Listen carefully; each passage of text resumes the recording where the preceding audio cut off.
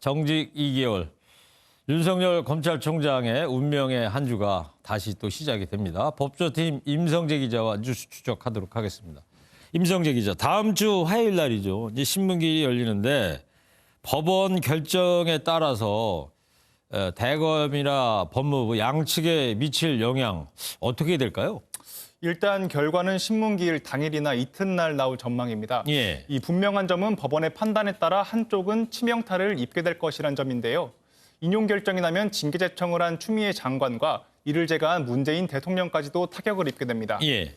윤 총장에 대한 징계는 정직 2개월인데 본안 소송 결과는 윤 총장 임기가 끝나고 나서야 나올 가능성이 커서 징계가 말 그대로 무력화되기 때문입니다. 하지만 법원이 기각 결정을 내리면 반대로 윤 총장이 식물총장으로 전락하게 됩니다. 네, 하여튼 다음 주 22일 화요일 날 운명의 화요일이 될 것 같습니다. 근데 법조계에서는 좀 어떻게들 전망을 하고 있어요?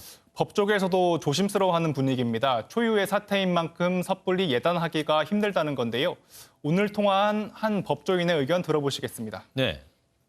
집행정지가 한번 인용이 된 적은 있지만 그때는 징계가 이루어지기 전이었고요. 이번에는 대통령의 재가까지 다 이루어진 상황이기 때문에 섣불리 예단하기 좀 어려운 상황입니다.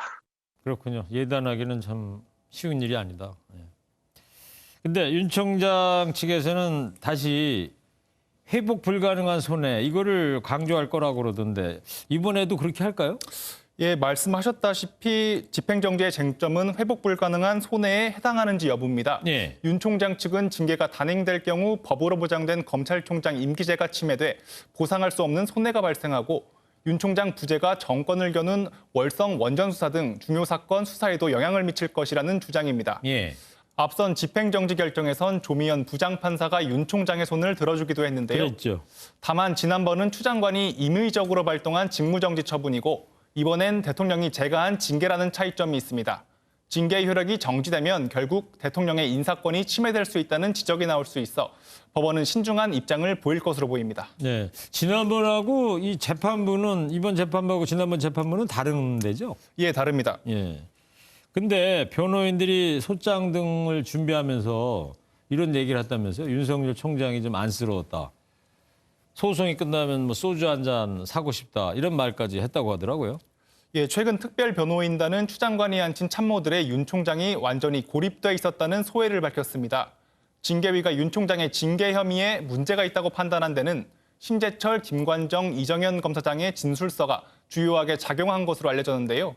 공교롭게도 전현직 대검 참모진이자 추미애 라인으로 불리는 해당 검사장들이 윤 총장에게 비판적인 진술서를 냈습니다. 앞서 윤 총장 측은 징계위에서 해당 진술서에 대한 방어권을 제대로 행사하지 못했다고 전하기도 했는데요.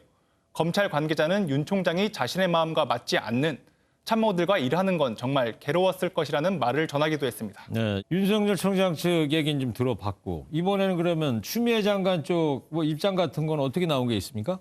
추 장관이 지난 16일 윤 총장 징계제 청과 함께 사의를 표명할 때 간접적으로 한 차례 입장을 표한 바 있습니다. 자신의 SNS에 검찰개혁에 대한 의지와 소회를 드러내면서 아직 남은 과제를 이루겠다는 뜻으로 풀이되는 시 한 편을 올린 건데요. 네, 정호승 시인의 산산조각이라는 시죠. 예, 산산조각 나면 산산조각으로 살 수 있다 이런 시. 네, 이후 윤 총장 징계 과정에 대한 별도 입장을 내지는 않았습니다. 추 장관은 사의 표명 다음 날 하루 연가를 내기도 했지만 국회 일정에 참석하는 등 장관 직무를 수행하고 있습니다. 예, 결국 다음 주 화요일 날 법원 판단 지켜봐야 될 것 같습니다. 성탄절 앞두고 웃을 인물이 추 장관일지 윤 총장일지 지켜보도록 하겠습니다. 지금까지 법조팀 임성재 기자였습니다.